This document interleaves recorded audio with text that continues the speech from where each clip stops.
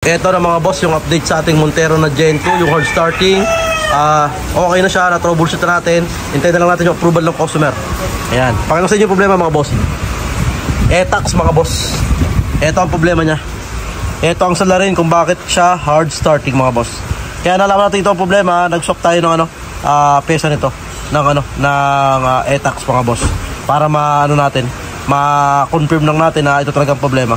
Ilang customer, marami na raw sumubok na gumawa na ito pero hindi nadali yung problema. Ito, nadali natin sa tiyaga. Ayan, na-chamba natin mga boss. Napakalakas natin sa chamba. ETAX lang pala ang problema mga bossing. Kaya medyo tayo rito. Siguro mga 4 days natin itong ginagawa. Ayan, medyo masakit na sa ulo pero napagtiyagaan natin and nakita natin ang problema mga boss. Ito yung SAR Plus na tinesting natin, one click siya mga boss. Ayan. Kaya nasabi natin ETAX ang problema. Problem solved mga boss. Alright. Dati na Montero, okay na rin yun mga boss. Observation na lang. Okay na rin yung fuel leak and okay na rin yung power. Maganda na rin manakbo. Ayan. For test ride na lang and finalize na lang mga boss. Alright.